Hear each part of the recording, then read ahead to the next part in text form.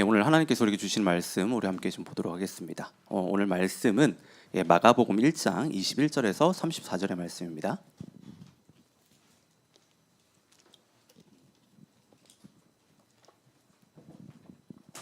마가복음 1장 21절에서 34절의 말씀을 우리 함께 보도록 하겠습니다. 좀 오늘은 좀 긴 본문인데요. 저희가 한 절씩 우리 좀 번갈아가면서 읽도록 하겠는데요. 자, 제가 먼저 21절을 읽습니다. 자, 그들은 가버나움으로 들어갔다. 예수께서 안식일에 곧바로 회당에 들어가서 가르치셨는데 사람들은 그의 가르침에 놀랐다. 예수께서 율법학자들과는 달리 권위 있게 가르쳤기 때문이다. 그때 회당에 악한 귀신 들린 사람이 하나 있었는데 그가 큰 소리로 이렇게 말하였다. 나사렛 사람 예수님, 왜 우리를 간섭하려 하십니까? 우리를 없애려고 오셨습니까? 나는 당신이 누구인지 압니다. 하나님께서 보내신 거룩한 분입니다. 예수께서 그를 꾸짖어 말씀하셨다. 입을 다물고 이 사람에게서 나가라. 그러자 악한 귀신은 그에게 경련을 일으켜 놓고서 큰 소리를 지르며 떠나갔다. 사람들이 모두 놀라서 이게 어찌된 일이냐? 권위 있는 새로운 가르침이다. 그가 악한 귀신들에게 명하시니 그들도 복종하는구나 하면서 서로 물었다. 그리하여 예수의 소문이 곧 갈릴리 주위의 온 지역에 두루 펼쳤다. 그들은 회당에서 나와서 곧바로 야고보와 요한과 함께 시몬과 안드레의 집으로 갔다. 마침 시몬의 장모가 열병으로 누워 있었는데 사람들은 그 사정을 예수께 말씀드렸다. 예수께서 그 여자에게 다가가셔서 그 손을 잡아 일으키시니 열병이 떠나고 그 여자는 그들의 시중을 들었다. 해가 져서 날이 저물 때에 사람들이 모든 병자와 귀신 들린 사람을 예수께로 데리러 왔다. 그리고 온 동네 사람들이 문 앞에 모여들었다. 그가 온갖 병에 걸린 사람들을 고쳐주시고 많은 귀신을 내쫓으셨다. 예수께서는 귀신들이 말하는 것을 허락하지 않으셨다. 그들이 예수가 누구인지를 알았기 때문이다. 아멘. 아멘. 할렐루야. 자, 오늘은 함께 읽은 저희들 좀 이 본문을 가지고 예수님의 안식일 브이로그라는 제목으로 좀 말씀을 나누도록 하겠습니다. 저희가 지금 이제 계속해서 마가복음 1장을 저희가 지금 살펴보고 있는데 마가복음은 이제 4개의 복음서, 마태, 마가, 그다음에 누가, 요한, 이렇게 4개의 복음서 중에 가장 짧기도 하지만 무엇보다 가장 좀 속도감이 넘치는 그런 성경입니다. 그 말인즉슨 그만큼 전개가 빠르다라고 하는 거예요. 전개가 확 된다라고 하는 건데, 이 마가복음 1장을 보면 저희가 그걸 너무 잘 알 수 있는데, 예수님은 세례를 받으시고 제자들을 부르시자마자 지체 없이, 쉴 틈도 없이 바로 사역의 현장으로 뛰어듭니다. 그러니까 오늘 저희가 읽은 이 본문만 살펴보더라도 그렇다라고 하는 거예요. 그런 걸 저희가 느낄 수 있습니다. 특별히 오늘 본문을 보면 요즘 유튜브 채널에서 흔히 볼 수 있는 브이로그와 같다라고 할 수 있습니다. 브이로그가 다 뭔지 아시죠? 영상 일기, 영상 일기입니다.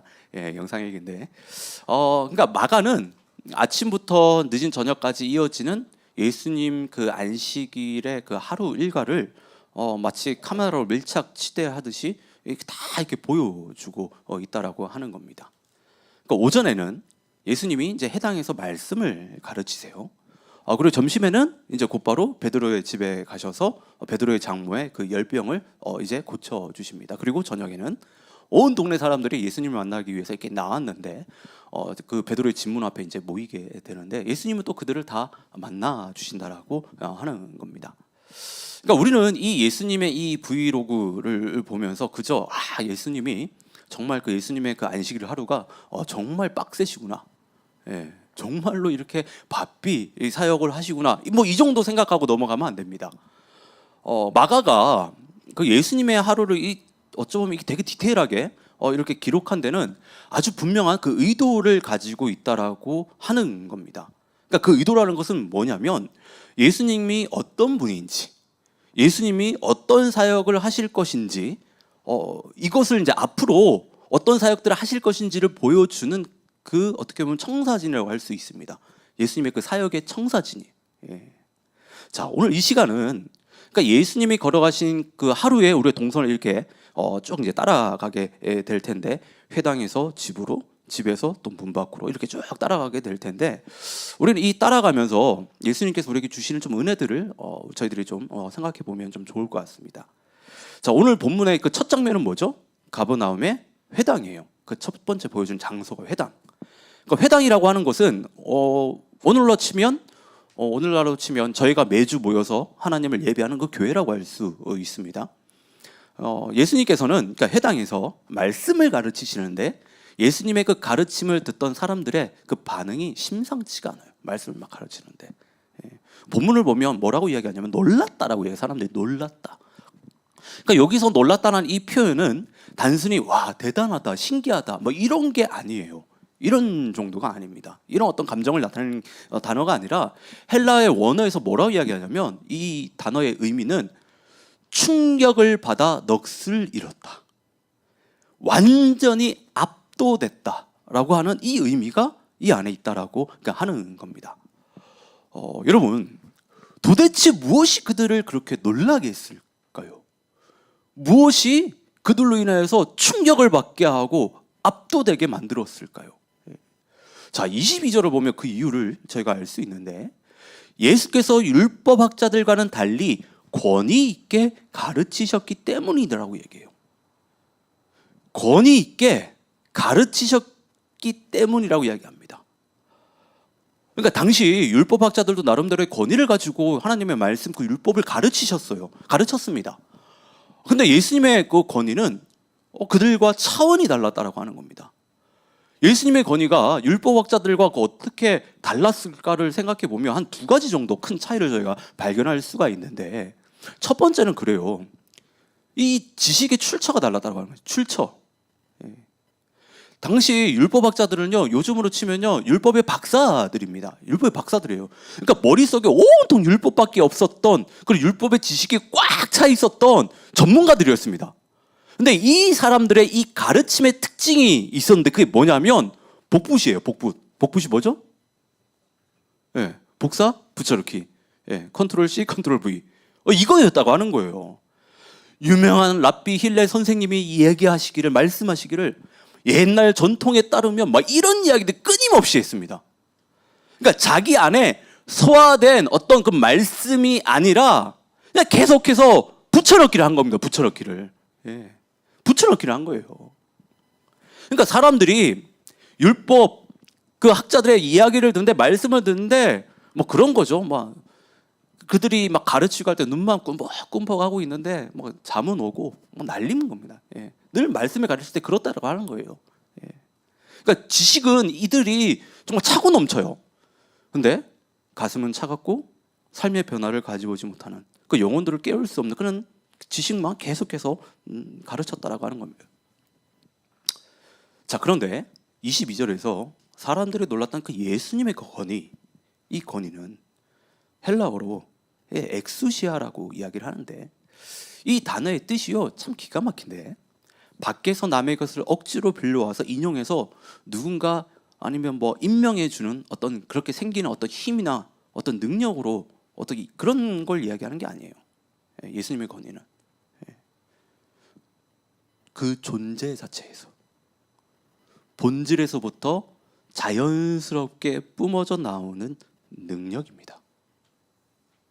존재 자체에서, 본질에서부터 뿜어져 나오는 능력이라고 하는 거예요. 예수님이 누구죠? 하나님의 아들이에요. 신의 아들입니다. 하나님의 아들, 신의 아들로서 뿜어져 나오는 능력이라고 하는 거예요. 그러니까 율법학자들은 다 남의 말을 빌려다가 어떻게 보면 그걸 이야기했다는 그런 권위였어요. 근데 예수님은 아니었다라고 하는 거예요. 예수님은 아니었습니다. 예수님은 누구의 말을 인용할 필요가 없는 거예요. 왜냐하면 하나님의 아들이고, 그리고 예수님은 말씀 그 자체이시기 때문에, 율법의 주인이시기 때문에 그럴 필요가 하나도 없었던 거예요. 자, 여러분, 남에게 건너 들은 그 이야기를 전하는 것과 내가 직접 겪은 그 사실을 말하는 것은요, 그 말의 무게가 완전 다릅니다. 완전 달라요.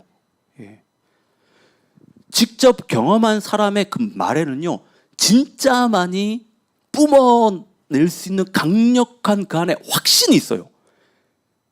그 확신 안에는 엄청난 그런 생명력과 에너지가 담겨 있어서요, 듣는 사람의 마음을 완전히 압도해 버릴 수 있습니다.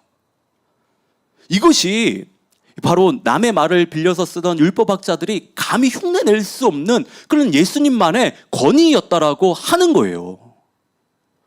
자, 그리고 예수님의 권위가 달랐던 두 번째 이유는 어떻게 보면 가장 결정적인 이유라고 할 수 있는데, 그건 뭐냐면 사랑입니다. 사랑. 여러분, 진정한 권위라고 하는 것은 지식이나 힘에서 나오지 않습니다. 진정한 권위는요, 사랑에서 나오는 거예요. 사랑에서. 더 정확히 말하면 대상을 진심으로 아끼고 위하는 그 마음에서 진짜 권위가 그 안에서 드러나는 거예요. 자, 자녀를 키울 때 한번 생각해 보십시다. 부모의 말이 자녀에게 권위가 있는 이유는 무엇입니까? 부모의 말이. 부모가 힘이 더 세서? 아니면 뭐 사회 경험이 더 많아서? 아니면 지식이 풍부해서? 아닙니다. 자녀들이, 여러분들이 부모의 말에 순종하는 그 이유는 단 하나예요. 부모님이 나를 얼마나 사랑하는지를, 나의 행복을 위해서 얼마나 간절히 어떻게 그렇게 살기를 바라는지를 우리가 그걸 알기 때문이에요. 본능적으로 알기 때문에, 아, 우리 부모님이 나를 정말 사랑하시는 사랑해서 하시는 말씀이구나. 그러니까 이 확신이 들을 때 자녀들은요, 부모의 말에, 그 권위에 순종할 수밖에 없다라고 하는 거예요. 이거는요, 저와 여러분들에게 그 관계에서도 그렇습니다. 여러분들이 저를 담임 목사로 인정하고 제 말에 귀를 기울여주고 때로는 이렇게 순종해주는 이유가 뭡니까? 제가 뭐 공인된 신학교 나와서, 아니면 그런 곳에서 제가 목사 안수를 받았기 때문에, 아니면 어떻게 하다 보니까 저도 뭐 좀 가방끈이 조금 긴데 뭐 공부를 좀 더 많이 했기 때문에? 아닙니다. 그것만으로는 사람의 마음을 얻을 수 없어요. 그것만으로는 사람들을 놀래킬 수 없습니다. 그것만으로는 사람들의 순종을 이끌어낼 수 없습니다. 여러분들이 제 권위를 인정해주는 궁극적인 이유는 제가 이 하늘둥지교회를, 그리고 여러분의 영혼을 얼마나 사랑하는지 그 진심을 여러분들이 알기 때문이에요. 여러분들이 저의 사랑을 신뢰해 주니까, 제가 부족하지만 여러분들을 사랑한다라고 하는 그 마음을 신뢰해 주니까 어때요? 부족한 저의 말도 여러분들 권위 있게 들어주는 거예요. 부족한 저의 말이지만 여러분들이 권위 있게 그 말씀을 받아준다라고 하는 겁니다. 그러니까 당시 율법학자들의 이 가르침은요, 이 사랑이 완전히 빠져 있었습니다. 그들은 사랑이 없는, 그러니까 차가운 지식만 계속해서 전했을 뿐이에요. 그런데 예수님은 달랐다라고 하는 거예요. 달랐다라고. 예수님이 이 세상에 오신 이유, 십자가를 지신 그 이유, 그 모든 것의 동기는요, 오직 하나입니다. 우리를 향한 하나님의 사랑이에요. 사랑. 예수님의 모든 가르침 속에는 이 뜨거운 사랑이 담겨 있습니다. 그래서 예수님의 가르침에는 사람들이 놀랄 수밖에 없었던 거예요. 그 사랑이 묻어 있으니까 그 가르침에 압도될 수밖에 없었다라고 하는 겁니다. 자, 예수님의 권위 있는 그 말씀이 이제 선포되자 놀라운 일들이 벌어져요. 해당 안에서. 어둠이요, 견디지 못하고 정체를 드러냅니다. 그러니까 강력한 그 빛이 비치며 어둠이 사라지든 예수님의 권위 있는 말씀 앞에서요, 해당에 숨어있던 그 더러운 귀신이요, 비명을 지르며 튀어나옵니다. 오늘 본문을 보십시오. 귀신이 튀어나오면서 하는 이야기가 24절의 말씀이에요. 나사렛 사람 예수님, 왜 우리를 간섭하려 하십니까? 우리를 없애려고 오셨습니까? 나는 당신이 누구인지 압니다. 하나님께서 보내신 거룩한 분입니다. 비명을 지르면서 이야기를 하는 겁니다. 귀신이 지금. 귀신은 예수님이 누구인지 알았어요. 알고 있었어요. 정확하게 누군지 알고 있었습니다. 근데 그게 다였다고 하는 거예요. 지난번에도 말씀을 드렸지만 여러분, 아는 게 믿는 게 아니에요. 내가 좀 많이 안다고 해가지고 내가 하나님을, 예수님을 잘 믿는다고 착각하시면 안 됩니다. 아는 것과 믿는 거는 관련은 있지만 내가 많이 한다고 해서 내 믿음이 그만큼 되는 건 아닙니다. 예. 자, 예수님은 이제 귀신을 꾸짖으시면서 그 사람에게서 나가라고 명령을 하세요. 나가라고. 그 말을 들은 그 귀신은요, 찍소리도 못하고 바로 나가버리죠. 예수님의 권위 있는 말씀은 이처럼 어둠을 물리치는 능력이라고 하는 능력이 있다.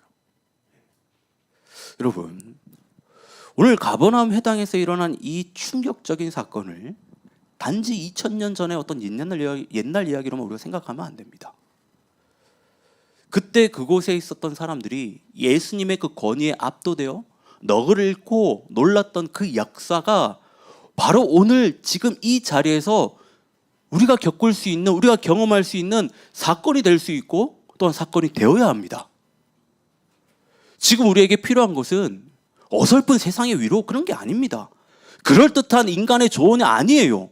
그런 것들로는요, 우리의 죽어있는, 우리의 잠자는 그 영혼을 살릴 수 없습니다. 깨울 수 없어요. 지금 우리에게는 우리 영혼을 밑바닥부터 흔들고 잠자는 영혼을 깨부수는 예수님의 그 권위가 우리에게 너무나도 필요하다는 거예요. 언제까지 우리 안에, 우리 공동체 안에 어둠이 주인 노릇하게 내버려 두시겠습니까? 반복되는 죄, 끊어지지 않는 지독한 그 중독들, 관계를 갈라놓는 그 미움과 그 갈등들, 우리 영혼을 갈라먹는 그런 두려움과 그 우울감들, 그게 지금 우리 안에서 주인 행사들 하고 있잖아요. 우리를 붙들고 있지 않습니까? 그런데 예수님의 권위 있는 말씀이 선포되는 그 순간 그 어떤 어둠도 버틸 수가 없다라고 하는 거예요. 빛이 쏟아지는데 어떻게 어둠이 견디겠습니까? 예수님의 권위가 우리 영혼에 꽂히는 그 순간 우리를 괴롭히던 모든 더러운 것들은요, 비명을 지르고 떠나갈 것입니다. 영혼이 깨어나고 삶이 뒤집어지고 무너진 가정이 다시 일어서는 이 역사들이 오직 예수님의 권위 아래서만 가능하다고 하는 거예요. 따라서 우리는 정말 간절히 마음을 다해서 기도하고 구해야 돼요.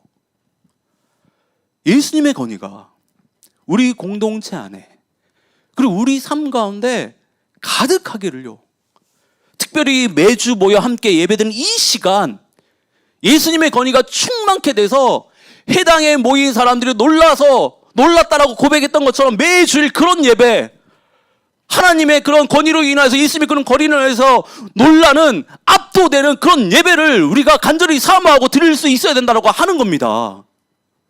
그리고 기도해야 돼요. 기도해야 돼요. 네. 자, 다시 말씀을 보시면 이제 장소가 바뀌어요. 회당에서 이제 집으로 바뀝니다. 그러니까 공적인 장소에서 수많은 사람들의 그 환호가 있었거든요. 거기서는 박수 갈채도 있었고, 와, 진짜 하나님 대단하다, 예수님 대단하다. 그런데 예수님은요, 그곳에 머무르지 않고 곧바로 베드로의 집으로 가셨습니다.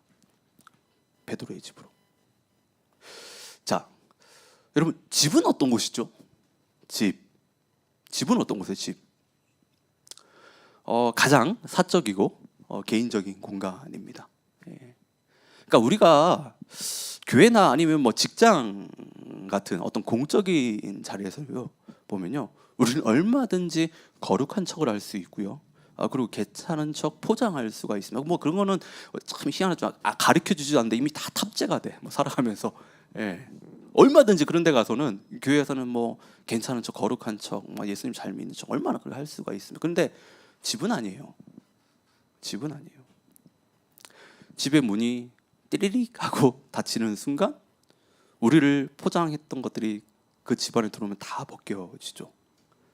우리의 생얼, 우리의 그 진짜 모습이 다 드러나는 곳이 바로 집이라고 하는 것입니다. 그런데 오늘 예수님이 바로 그곳으로 들어오셨어요. 우리가 잔뜩 꾸민 줄 예배당만이 아니라 우리가 화장을 다 지운, 우리의 생얼이 있는, 우리의 민낯이 있는, 우리의 진짜 모습에 담겨 있는 그 현장으로 예수님이 찾아오신 겁니다. 여러분, 예수님은요, 거룩한 건물, 어떤 교회 건물에만 계시는 분은 아니에요. 지지고 볶는 우리 삶의 현장, 그 한복판으로 들어오신 분이십니다. 자, 그런데 이 집에 문제가 생겼잖아요. 베드로의 장모가 열병으로 앓아 누워 있는 거예요. 당시 그 자리에 있었던 제자들과 가족들은요, 예수님에게 베드로의 장모가 지금 이런 상황이다라고 예수님께 이제 알립니다. 근데 여기서 우리가 좀 생각을 해봐야 되는 것이, 제자들이 또 그 가족들이 베드로 장모의 상황을 예수님께 알린 것은 베드로 장모가 이러니까 예수님 고쳐주십시오라고 하는 의도가 아니에요. 양해를 구하는 겁니다. 양해를 구하는. 그러니까 당시 유대 문화에서 귀한 손님이 오면, 이건 유대 문화뿐만 아니라 우리 한국도 그렇죠. 귀한 손님들이 오면 여인들이 손님을 맞이하고 식사를 대접하는 것이 관례였어요. 관례였습니다. 그런데 지금 장모가 열병으로 그럴 수 있는 상황이 아니잖아요. 그러니까 그것에 대해서 예수님께 양해를 구한 겁니다. 지금 아프다고. 그러니까 예수님 조금 양해를 구합니다. 지금 이야기하는 거예요. 이야기하는 거예요. 저는 이 부분을 묵상하면서 이런 의문이 들었어요. 베드로는 왜 장모님을 아프다는 것을 왜 미리 예수님께 이야기하지 않았을까? 왜 얘기하지 않았을까? 혹시 베드로도 몰랐을까? 그런 생각이 들더라고요. 근데 저는 알았다고 생각이 돼요. 알았다라고. 자, 그런데 베드로는 그 얘기를 하지 않아요. 망설였던 거예요. 어떻게 보면 그는 이제 막 예수님을 알아가는 제자였습니다. 지금 전개를 봐도 그렇죠. 이제 1장이잖아. 이제 1장이잖아요. 이제 1장. 그러니까 전개를 봐도 그런 거예요. 예수님을 이제 막 알아가는 제자였습니다. 그리고 방금 전 회당에서 귀신을 쫓아내는 그 예수님의 능력을 이제 막 경험한 사람이에요. 그런데 그런 놀라운 역사 앞에 그렇게 큰 일을 감당하시는 그 분 앞에서 우리 장모님 아픕니다라고 이야기하는 것이 이 입이 안 떨어진 거예요. 왜냐하면 그 놀라운 일들, 하나님께서 지금 예수님께 보여주신 그 일과 장모 아픈 일, 이 일을 비교했을 때는 너무 사적인 것처럼 보였기 때문에, 너무 작은 일처럼 보였기 때문에 그런 거예요. 그리고 이날은요, 안식일이에요. 안식일. 율법에 엄격한 유대 사회에서 안식일에 병을 고치는 것은, 그 일은 혹시라도 나중에 예수님에게 짐이 될까 봐, 그러니까 부담이 될까 봐 주저했던 겁니다. 근데 이어지는 말씀을 보십시오. 예수님이 사람들에게 상황을 듣자마자 주저하지 않으시고 바로 베드로 장모가 있는 방으로 들어가십니다.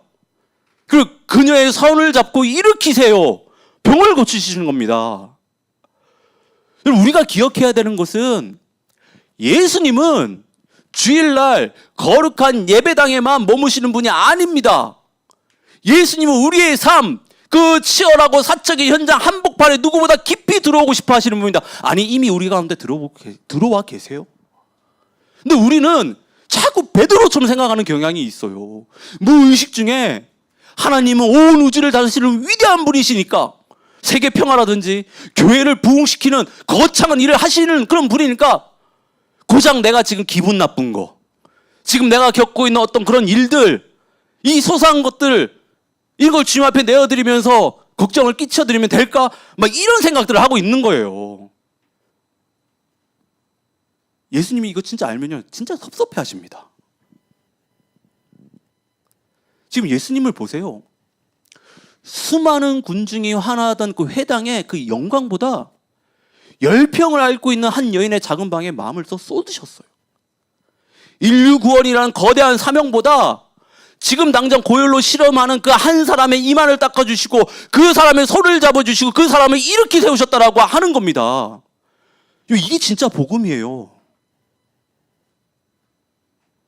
예수님은 그 어떤 누구보다 내 삶에 그 디테일에 관심이 많으세요. 남들에게 말 못하고 혼자 그 삼키는 그 눈물들 있잖아요. 밤잠 설치게 하는 그 사소한 그 걱정들 참 많이 있지 않습니까? 아무도 알아봐 주지 않는 내 마음의 그 소가리들 다 하고 있잖아요. 이게 어떻게 보면 우리 가운데 다 열병 같은 것들이에요. 열병 같은 것들. 그런데 예수님 이거 다 보고 계세요. 그리고 우리 예수님은요, 이 열병들을요, 얼마든지 치료하실 수 있는 그 분이라고 하는 겁니다. 예수님은 이 세상에 우리를 사랑하셔서요, 우리를 구원하기 오셨잖아요. 구원하기 위해서. 여러분, 이게 얼마나 대단한 건지 아세요? 우리를 사랑하셔서 오셨다라는 거예요. 우리를 구원하기 위해서. 그래서요, 예수님이 우리를 바라볼 때는요, 우리에게 일어난 그 모든 일들은요, 예수님 앞에서 결코 작은 일이 아닙니다. 여러분들이 지금 겪고 있는 그 사소한 문제 하나하나가 예수님 앞에서는 그것이 작은 일들이 아니에요. 그러니까 예수님이 듣자마자 바로 달려가서 그녀를 고치신 거예요. 자, 또 말씀을 보시면 또 장면이 또 바뀌죠. 예, 장면이 또 바뀝니다. 회당에서 집으로, 또 집에서 이제는 베드로의 문 앞입니다. 32절을 보면 해가 져서 날이 저물 때라고 이야기해요. 그러니까 쉽게 말해서 저녁이 다 됐다라고 하는 겁니다. 근데 그 저녁 때에 베드로의 집 문 앞에 사람들이 모였습니다. 저녁 때 사람들이 모인 이유는 그날이 안식일이었기 때문이에요. 안식일. 그러니까 유대인의 율법에 따르면 안식일에는 무거운 짐을 들거나 아니면 병자들을 데리고 가거나 아니면 병자를 치료하는 그것을 다 노동으로 간주했습니다. 그래서 안식일에는 노동을 하면 안 됐잖아요. 유대인의 율법 안에서는. 예. 그래서 사람들이 다 기다린 거예요. 해가 지면 안식일이 끝난 거거든요. 예. 저녁이 되면 이제 안식일 끝난 겁니다. 그래서 사람들이 다 기다린 거, 언제 해 떨어지나, 언제 해 떨어지나. 예. 특히 뭐 아픈 가족을 둔 사람들은 뭐 빨리 해 떨어지길 바랬겠죠, 누구보다도. 그래서 그것만 기다린 거예요. 그리고 마침내 해가 떨어지자마자 어때요? 마치 뭐 맛집 오픈런을 하듯이 막 사람들이 뛰어쳐 나온 거예요. 그걸 줄 선 겁니다, 지금. 예.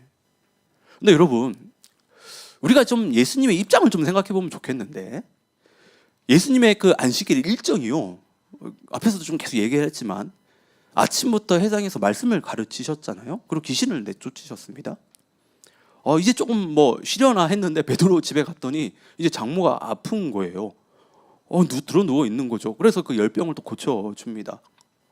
그래서 예수님의 이제 베드로의 어떤 장모의 열병을 이제 고치시고 뭐 어떤 사역을 감당하신 거죠.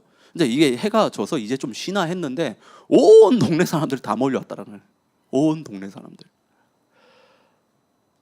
예수님은 인간의 몸을 입고 오셨기 때문에 우리처럼요, 피곤한 걸 다 느끼셨던 분이에요. 예수님도 분명 피곤하셨을 거예요. 그러니까 우리 같았으면 오늘 영업 끝입니다, 뭐 내일 오십시오, 뭐 이렇게 얘기했을 수도 있어요. 몸품이 그렇게 얘기했을 것 같아요. 오늘은 좀 쉬자, 내일부터, 그래 내일부터, 이렇게 얘기했을 수도 있어요. 근데 34절 다시 보십시오. 이 34절 다시 보시면 예수님은요, 그 늦은 밤에 몰려온 사람들을 결코 거절하지 않으십니다. 아무리 피곤하셔도 그들을 그냥 돌려보내지 않으셨다라고 하는 거예요. 오히려 온갖 질병으로 고통받는 그 사람들이 일일이 정성껏 어루만지시며 그들을 고쳐주시고, 귀신 들린 그 사람들, 그 귀신을 묶여있던 그 사람들을 자유케 하십니다. 여러분, 이 밤의 이 장면은요, 오늘 아침 회당에서 사람들을 깜짝 놀라게 했던 예수님의 진짜 권위가 무엇인지를 확실히 보여주는 장면이에요. 세상 사람들이 말하는 그 권위는 높은 자리에서 남을 마음대로 뭐 누르는 힘인데, 그런데 예수님의 권위는 그런 힘이 아니라고 하는 것을 지금 보여주고 있는 겁니다. 예수님의 진짜 권위는 영혼을 불쌍히 여기는 마음, 내 몸이 부서질 만큼 피곤해도 아프고 지친 사람들을 한 명 한 명 따뜻하게 안아주는 그 사랑이라고 하는 거예요. 사랑. 예수님의 밤이 늦었다라고 귀찮다라고 문 닫지 않으셨습니다. 예수님은 당신이 가지신 그 위대한 그 권위가 결국 세상을 향한 사랑이라는 것을 지금 몸소 보여주고 계시는 거예요. 보여주고 계시는 거예요. 예. 자, 오늘 우리는 지금 마가복음 1장을 통해서 예수님의 그 사역의 동선을 지금 쫙 따라가 봤어요. 예. 여러분, 이 동선은 단순히 예수님이 바쁘게 뭐 이동하시는, 사역하시는 어떤 그 경로가 아닙니다. 우리 기독교 신앙이 어떤 방향으로 흘러가야 되는지, 어떻게 완성되었는지를 보여주는 아주 중요한 영적인 지도예요.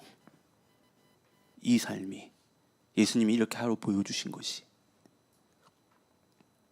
예수님은 가장 먼저 공적인 회당에서 진리의 말씀을 선포하셨어요. 복음의 말씀이 우리 영혼에 들어오는 단계예요. 그 다음은 예수님은 가장 사적인 공간인 그 집으로 들어가셔서 베드로의 장모의 그 열병과 같은 그 개인의 그 아픔을 다 치료하십니다. 그러니까 우리 내면과 일상이 회복되는 단계예요. 그리고 마지막으로 어떻게 하셨죠? 치유가 임한 그 집의 그 문을 활짝 열고 나가셔서요, 밤새도록 세상 사람들의 그 아픔들을 다 어루만지셨다라고 하는 겁니다. 우리의 신앙도 지금 이 영적인 지도를 따라갈 수 있어야 된다고 하는 거예요. 내 안에 말씀이 심기고 내가 예수님의 은혜로 회복이 되었다라고 한다면 반드시 그 다음 단계인 문을 열고 세상으로 우리가 나아가야 됩니다. 그래야지만 우리의 신앙이 온전하게 되는 거예요. 온전하게. 그런데 여러분, 우리의 신앙의 현주소를 한번 생각해 보십시오. 안타깝게도요, 정말 많은 그리스도인들의 신앙이요, 교회와 가정의 울타리 안에 갇혀 있어요. 주일날 예배당에서 좀 은혜 받고 내 삶의 문제가 해결되고 우리 가족만 좀 평안하면 그것으로요, 신앙생활 다 잘하고 있다라고 착각을 하고 있습니다. 죄송하지만 그 온전한 신앙생활 아니에요. 그 온전한 신앙생활 아닙니다. 예수님 보세요. 예수님은 결코 해당에만 머물지 않았습니다. 치유가 일어나는, 회복이 있는 그 집에만 머물고 거기서 쉬지 않으셨어요. 예수님의 시선이 지금 어디 있습니까? 문 밖이에요. 문 밖. 고통받는, 자신에게 찾아오는 그 영혼들에게 있었다고 하는 거예요. 우리가 말씀을 듣고 회복을 경험하는 진짜 이유가 무엇입니까? 왜 하나님께서 우리를 그렇게 하십니까? 그것은요, 밖으로 나가라는, 세상을 향해 생명을 들고 나가라는 하나님의 강력한 명령이에요. 그거는. 여러분, 은혜는 결코 내 안에만 꽁꽁 간직하라고 주어지는 것이 아닙니다. 고인물이 썩어 악취가 나듯이 우리가 받은 은혜도 내 집에 문턱을 넘지 못하고, 내가 다니는 이 교회에 그 문턱을 넘지 못하고 고요만 있으면 그 은혜는 생명력을 잃게 돼요. 이제 그 은혜가 나라는 그 집 문을 활짝 열고 나가야 됩니다. 여러분이 정말 살아가고 있는 그 직장으로, 학교에서 여러분 정말 발 딛고 살아가는 그 세상 한복판으로 여러분이 받은 그 은혜, 그걸 흘려보낼 수 있어야 된다고 하는 거예요. 여러분, 이제 더 이상 교회에 집에만 그 은혜들이 머물러 있으면 안 됩니다. 그 안에서 신앙생활 열심히 하시면 안 돼요. 그게 다가 아니라고 하는 거예요. 교회 여러분 일주일에 몇 시간 오십니까? 여기에 뭐 길어야 3시간 4시간이잖아요 그 시간 투자해가지고 여기 살아가는 거 물론 중요합니다. 우리가 예배를 그렇게 잘 드려야죠. 근데 이게 다가 아니라고 하는 거예요. 신앙생활은 그거 넘어가야 돼요. 그거 넘어가야 됩니다. 교회와 집을 넘어 세상 한복판으로 우리는 나가야 되는 거예요. 나에게 임한 그 크고 놀라운 그 은혜를 나 혼자 살겠다고 꽉 쥐고만 있으면 안 돼요. 우리는 흘려보내야 돼요. 흘려보내야 됩니다.